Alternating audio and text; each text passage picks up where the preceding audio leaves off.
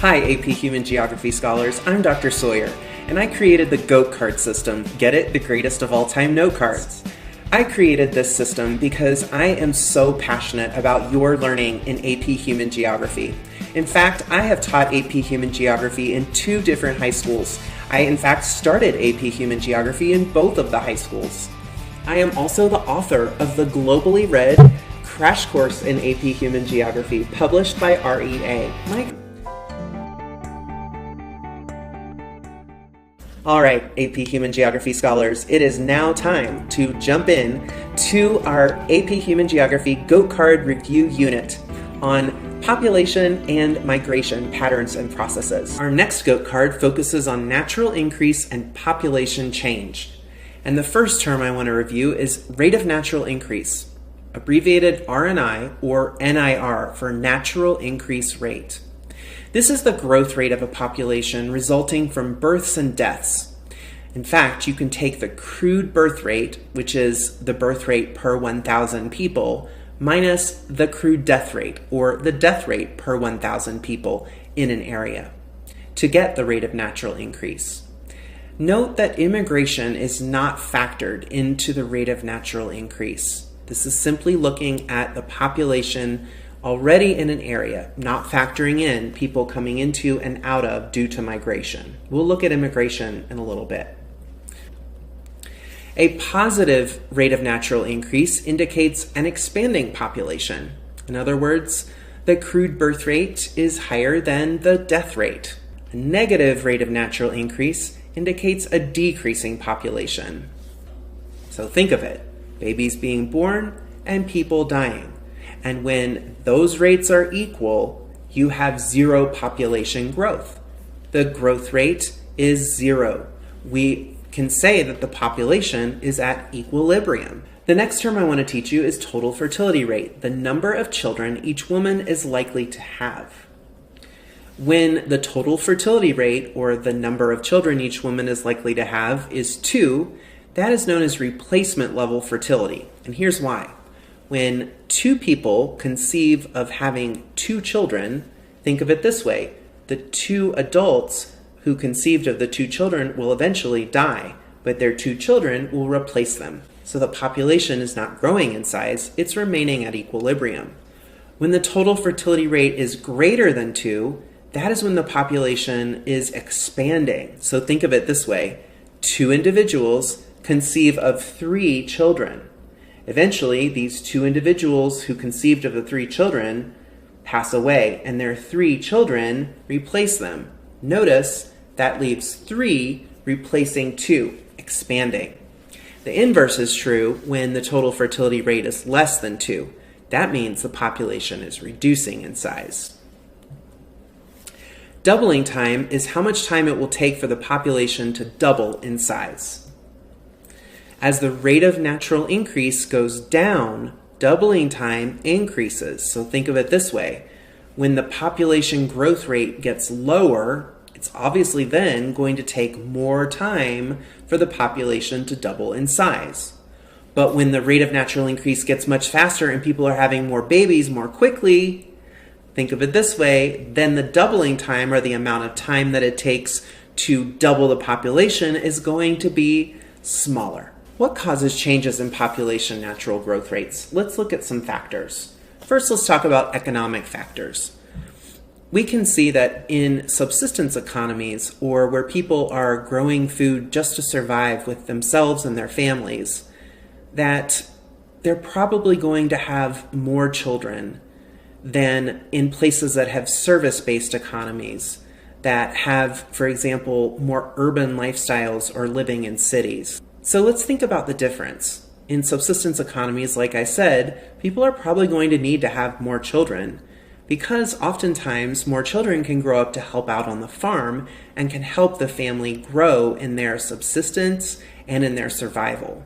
Whereas in service-based economies, oftentimes more children indicate or create more expenses for the family, as the family oftentimes lives in cities and they have to send their children to daycare.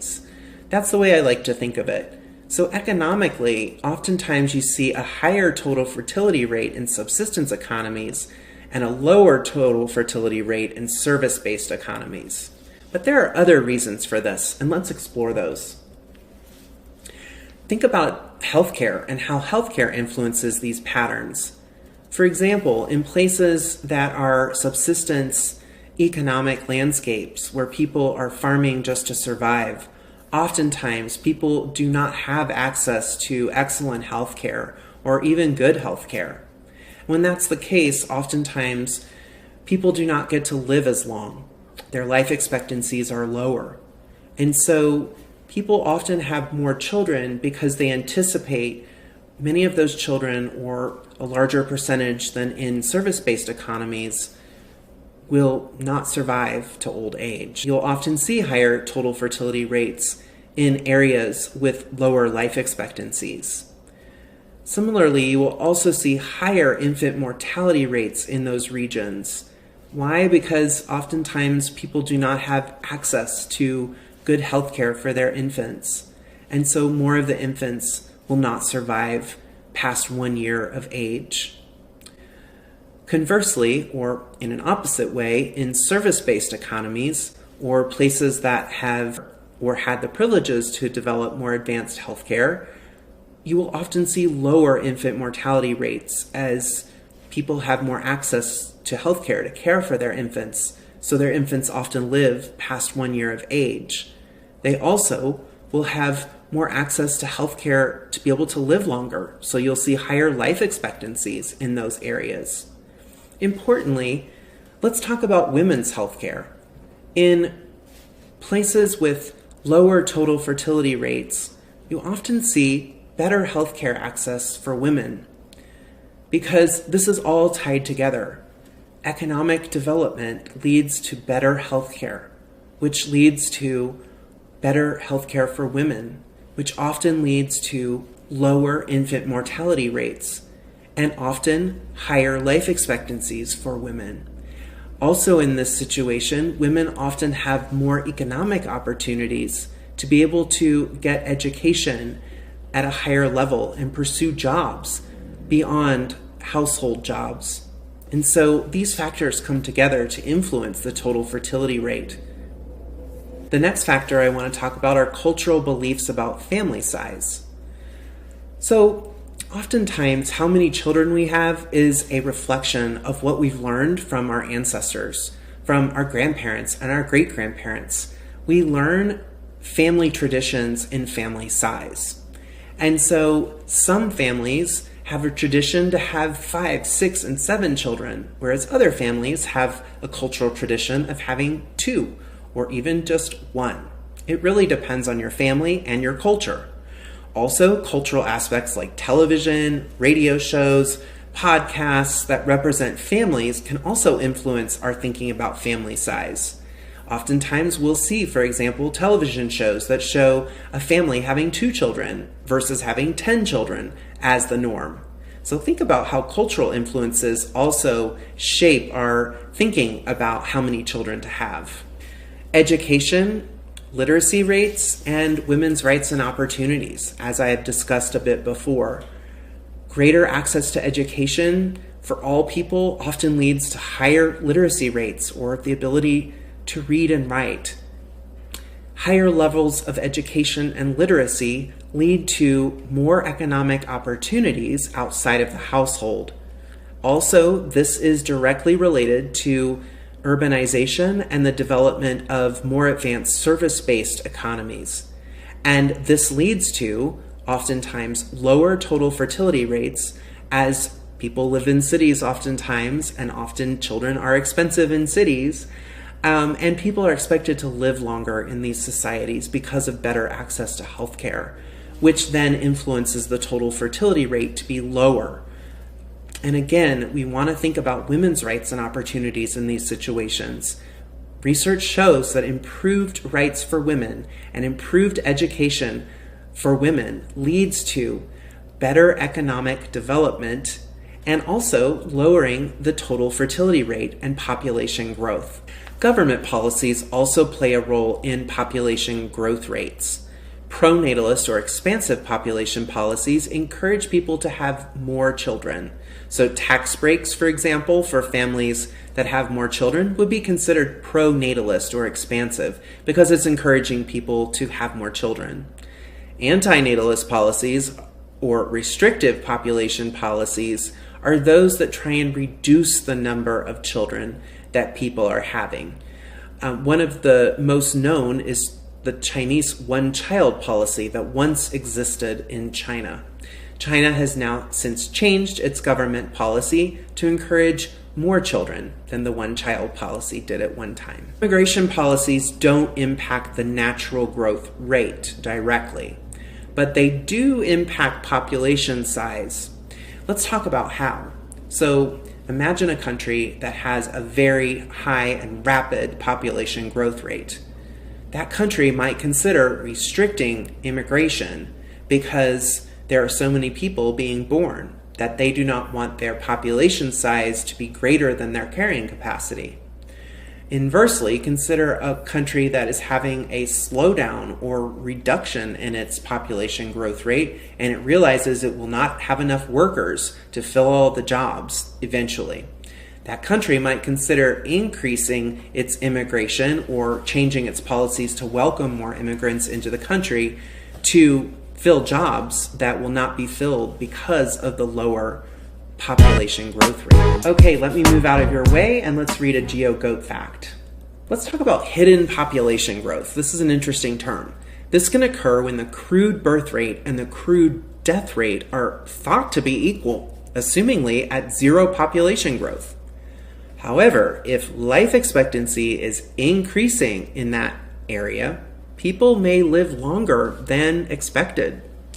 This would cause the death rate to be lower than the birth rate, leading to population expansion.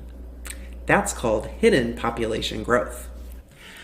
Well, there you have it, AP Geo Scholars. That is my mini edition of my full Unit 2 review video on population and migration patterns and processes. Such an important unit in AP Human Geography, and I really hope that this was helpful to you in your studies.